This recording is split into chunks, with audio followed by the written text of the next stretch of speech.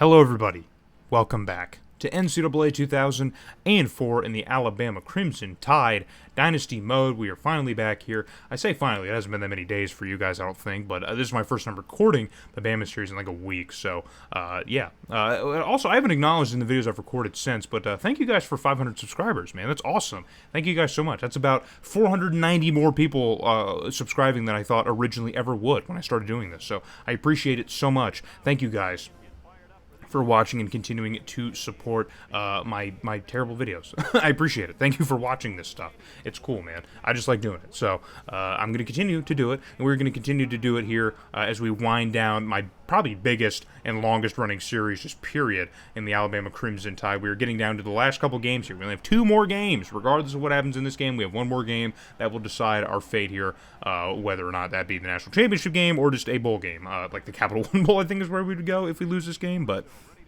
we're going to try and focus on winning here. It's going to be difficult against the South Carolina team, which has been one of the perennial contenders out of the SEC for like the last decade, I think. Like out of the 17 seasons, the last 7 or 8 of them, South Carolina's been a pretty dominant force out of the SEC, especially out of the Eastern Division, going back and forth with Vanderbilt and Tennessee entering or making it to the SEC Championship in Atlanta. So we faced them, I think, for the first time in year 12, and they beat us. They upset us and managed to win the SEC out from under us, and then we got our revenge a few seasons later. So I guess it's kind of like a grudge match in terms of SEC championship games. I tried to go through it. I thought we played them multiple times, but I guess it's only been twice. I don't know. It feels like 3 or 4. So correct me if I'm wrong, but this might be our grudge match against the Gamecocks. And they've got a lot of talent on this roster here, but we will be talking about that, of course, through the course of the game. And one of the many areas of talent is right here. You're seeing in front of you on Casey Lake, the running back for South Carolina, getting out into open space, causing problems, and getting brought down in the end zone for the first touchdown of the game, as the Gamecocks are going to take an early lead in this championship game, as Casey Lake has been such an issue, just such an issue in the SEC for the last couple of seasons. He's got over 1,300 yards, and that is now his 8th touchdown of the year. Last year he had over 1,400 yards and 15 touchdowns, so he's just been one of the best aspects about the South Carolina offense, and we can clearly see that and understand that now. But one of our best aspects of our offense is Matt Bishop and this throwing attack, as Matt Bishop has thrown for well over 3,000 yards entering into this game here, and he's got over 30 touchdowns. Limited the interceptions at just 9, and so we have ourselves a pretty solid season from Matt Bishop, who's still relatively young. He's got a couple years on him before he gets up on out of here and reaches that full max potential. So a great season from him, and a great connection to Carlton May here to set us up in good scoring position. And now Stanley's going to try and juke and drive his way around to get at least a first down, which he manages to do. So here's the running attack. We're going to show off ours, flex our running muscle a little bit. It's not just South Carolina that can run the football. We can a little bit, okay? Give us our flowers. Cut us some slack here. So big pickup on the ground. So now it's going to be 1st and goal for the Crimson Tide here, just outside the 10-yard line, or right at about the 10-yard line. And Bishop, on the run, managed to throw just an absolute dot to the corner of the end zone in double coverage. A gross play from many different angles, no matter how you slice it. Carlton May able to lock in and get this wobbler of a pass, just track that one between 2 South Carolina defenders, and we have ourselves a touchdown and answer back to the Gamecocks. So tied up at 7 apiece here late in the first quarter, and now their quarterback's going to bounce out of an option play, finds an open receiver downfield, and that's going to be caught here. So Ed Burks manages to bounce out of the option play, and he hits Travis Lamb along the sidelines for a huge play. So kind of a weird trickery here from South Carolina. It looks like Burks managed to track down the pressure on the edge. We sent a couple black backers off of the edge, and they almost got home. But Burks heads up play here to get out of that run play and just kind of take the pass, and it really worked out for South Carolina. So on the next play, they're going to try and go for the pass once again, and it works out. This time hitting Aaron Bass, the tight end, who's also been pretty effective for South Carolina with 4 receiving touchdowns. So good on him. But they're going to hand it off to the running back, and I don't think that was Lake. I think that was their backup running back who managed to get into the end zone. But either way, South Carolina with their 2nd rushing touchdown of the game. And we just got to watch out, because running the football is really their bread and butter. Even their fullbacks got pretty good numbers. Ed Burks, their quarterback, does not have great numbers, but we'll focus on that a little bit later on, as Bishop is hitting up May once again, man. So Carlton May has just been absolutely everywhere in this game right now. The Gamecocks secondary just does not have much of an answer for 87, and we are okay with that. We're completely fine with that. So with goal to go, we're going to hand off to Stanley, and now Stanley's going to find his way into the end zone for his 13th touchdown of the season. So he's looking to get over that 1,000-yard mark. He's at 900 951 entering this game. He's got to be just about there now, and that's his 13th touchdown of the season. So another great running back season here in Tuscaloosa. And that's what helps us out here and is keeping us in this game against the Gamecocks. But Burks, what a move from Burks as he jukes out the defenders. And now he's going to pitch one off to Lake, and there's nobody in the vicinity to get Lake. What an absolute tomfoolery type of play from South Carolina, man. Completely throwing this defense out of its shoes. Look at that. Jukes 2 defenders on the fake pitch and has completely open space here. The spin move. What is he doing? I guess Ed Burks is more of an athlete than he is a passer, man. Only 2,600, or actually less than that. Only just over 2,000 yards passing this season, and a 12-8 touch and INT ratio. So maybe we need to force them to throw the football, man. We got to force them to throw, and it looks like South Carolina needs the opposite. They need to force us to run because they can't stop our passing game. So it looks like both aspects of our offense that work so well are just completely undefensible right now for either team. They cannot stop our passing attack, and we cannot stop their rushing attack. As Carlton May, another pickup, and I know South Carolina's coach has to be ripping his hair out at the fact that 87 is open and somewhere on the field getting a pass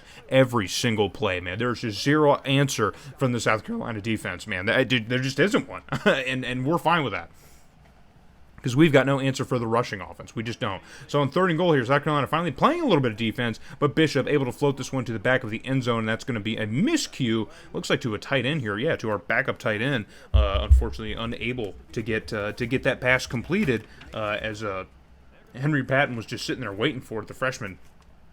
But no can do. So bring out special teams, and we are going to send this one through, and it is good. So we are going to add some points still, but South Carolina's defense finally tightens up a little bit, bends, and does not completely break in the red zone, which is something that we need to see on our side of the football as well, as we now trail South Carolina by 4 points, only getting the field goal here. So we need to continue that back and forth, because that's what's going to work. But on the ensuing kickoff now, South Carolina returning the kick, and a nice little juke move, but the ball is going to be fumbled, and I think that's Lake, the running back, and there's a little bit of room to run here. Can he get back to the end zone? And he can't. He almost does. He gets a little bit of room here, but yeah, that's going to be Casey Lake, man, who's had such a great game, such a great season, but a huge boneheaded mistake that's going to set us up immediately in scoring position. And now Bishop's going to pitch this one off to Stanley, and Stanley's got plenty of open room on the outside edge, and he's in the end zone for another Alabama touchdown, his 2nd of the game, and his 14th of the year, and now by this point he's got to be over 1,000 yards. I mean, I hope he is. I mean, that's not like a huge run, but I just by this point in the game, I would hope he is. So now we take a lead over South Carolina following a special teams blunder from the Gamecocks, but we are back on offense once again late in the first half, and there's Carlton May once again. And I mean, if you're a South Carolina fan, I would be mad because I don't even know what you're supposed to do. He was well covered, like 2 or 3 guys were over there. I just don't know, man. 87 just finds a way. He just keeps finding a way. So on 3rd and 7, going to throw it up the seam and in and out of the hands of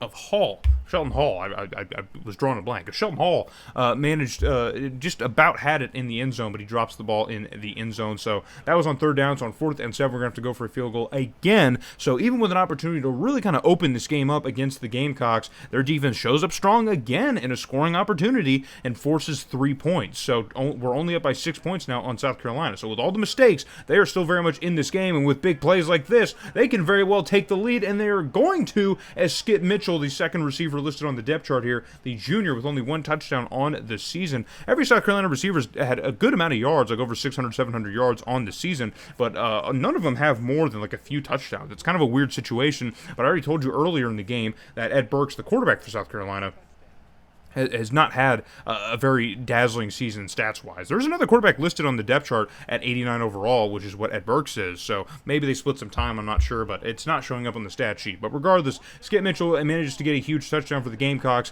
and they take the lead. But now we're going to answer back as Reeves catches a pass off of a tip, and he's going to get into the end zone, and we might just have the last laugh in the first half here as we score again. And, oh my goodness, man, just back and forth. This game is an absolute shootout, an all-time classic of an SEC championship game already, and the game is not even halfway over yet, as Reeves gives us a huge boost on offense and momentum, hopefully shift it back, and thankfully that's going to be all that happens in the first half, as we're going to take our 6-point lead back over South Carolina, 34-28. But the Gamecocks back on offense again across midfield. Burks across the middle finds an opening. I believe it's Skip Mitchell again who gets the catch for the first down to get inside the Alabama 25, and they're just like that, man. South Carolina is back in scoring position once again, man. Look at that, 86% in the red zone so far this season.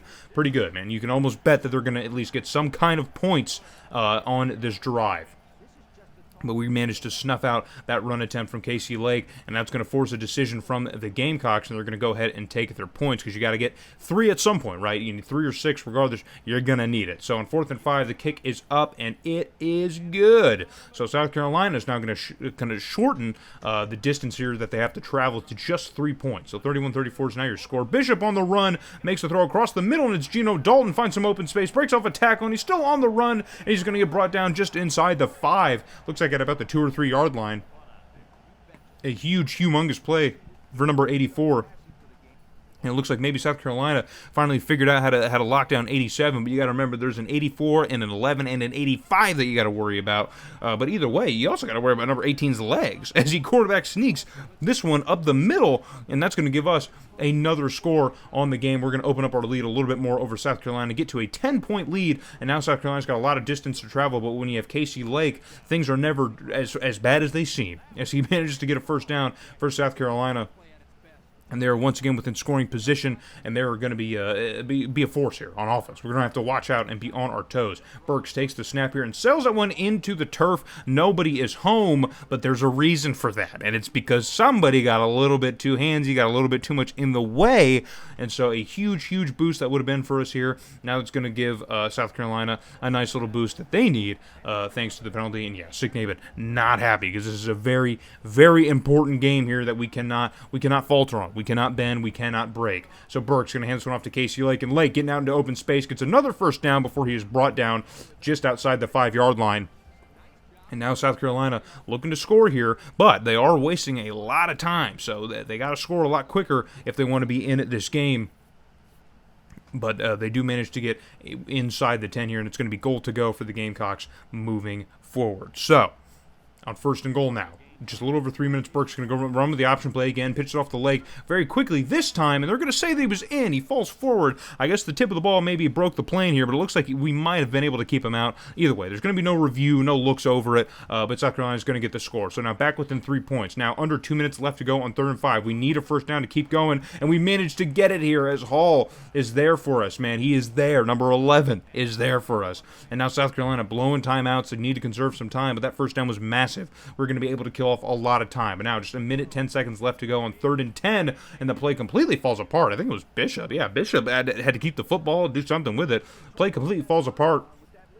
And so on 4th and 11, South Carolina unable to stop the clock, and so we managed to burn it down to 30 seconds, and South Carolina only has that time to try and get down the entire length of the field, man. The punt was helpful, even if it was a touchback, so because South Carolina still has to go 80 yards and get into the end zone. So they're going to run the hurry up here. 20 seconds left to go. Burks is going to get the spike down, and then quickly it becomes 3rd and 3. So not a lot of distance to travel, but they're trying to be as conservative with the clock as possible. Already down to 19 seconds. So 3rd and 3 now. Burks takes the snap, stands back in the pocket, pressures on, but he gets rid of it in time, and that pass is going to be caught by Skip Mitchell. It looks across the middle. And South Carolina with another breath of fresh air here as the clock is going to stop while everyone gets set. But the refs put the ball down, so the clock's running once again. Is Burks going to spike it, or is he just going to go for a throw here? He's going to have to. He's going to go for the spike. But with 8 seconds left, they might, maybe with an incompletion, but you can't take an incompletion. So maybe 1 or 2 plays left to go, which is 8 seconds left. So on 2nd and 10, they have a long way to go. Pressure's on once again. Burks finds an opening and throws it, and it's a miscue into the turf as Skip Mitchell cannot get there in time. And so now 3 seconds left to go. It's got to be a shot towards the end zone at this point. There's no time for a field goal. So on 3rd and 10, Burks drops way, way back. Pressure's on again, and this time the ball's batted around. There's a whole mess of players in the secondary, but it's going absolutely nowhere as the ball sails safely to the turf, and we are going to grab our 13th win of the season and I should have got the number beforehand, but what, our 10th, 11th, 12th SEC championship in our history at the helm here. Our final SEC championship. We do manage to grab it, and ladies and germs, that punches our ticket for our 3rd straight national title appearance. We're looking for the three-peat. Can you believe it? Do you think it's possible? Do you think it's actually possible for this Sick Naven squad to manage to pull off the three-peat? I don't know if it is. I didn't think it would be possible. Somehow South Carolina outperforms us in a lot of ways here. Obviously, running the football was a big boost for them. They even passed pretty well. Ed Burks had a decent game. He did not have a decent season, but he did have a decent game, at least here. We had a lot more trips in the red zone. We doubled the red zone production that South Carolina had in this game, which is probably the big difference maker, I would say. Even turnovers was kind of a big thing because the score ended up being very close, so you could argue that the turnover differential, the fumble and the kickoff was really the kind of big difference maker because we managed to add the 3 points that we probably otherwise wouldn't have had we not gotten that fumble. So Carlton May, what an absolute game for him, man. The freshman. The freshman. It was 200 yards in this game. What a great, great, great game, man. Absolutely amazing game. And we have a quarterback of the year. Bishop wins it again. So that's like, 2 or 3 in a row in the last couple of years. So we've had the quarterback of the year the last 3 seasons on these national title runs. Very little Heisman consideration. Again, just note that. Very little Heisman consideration. But the quarterback of the year is the only trophy that we win. The next one, of course, is our SEC Championship trophy. Of course, we will take a look through the trophy case for the final video whenever that comes out. I will do a regular episode. Hey, Bishop did get Heisman votes. Look at there. He's last, but he did get some. I will do the National Championship video against TCU as just a normal episode. That's going to be a normal episode just like this one is, and then afterwards I'll do like a live commentary where we will kind of talk and look over the trophy case and stuff like that, and that will be the official kind of like autopsy end for this series. So expect 2 more episodes of the series. We'll probably end up with episode 134, but the next thing ahead here, 41 game win streak versus a 42 game win streak. The 2 longest active streaks in college football face off. Neither team has lost a game in 3 seasons. Who is going to come out victorious and grab another national title? Will we beat Nick Saban's total, or will TCU hand us a final L, man? Come back and find out.